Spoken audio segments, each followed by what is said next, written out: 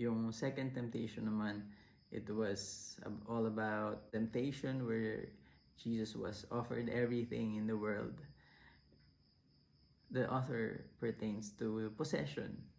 Pwedeng i-define natin yung sarili natin based on what we have.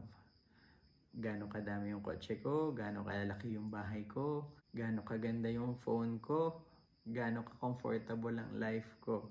Sometimes we associate the comfort of our lives as being a mature Christian, na we define our Christianity based on the comfort that we receive. Pero sabi nga ni Lord, kailangan humayo ka, kailangan you share the gospel.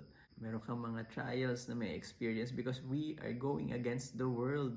The world, the sinful world that we have is telling us that huwag ka na mag-share, magpakasarap ka sa buhay.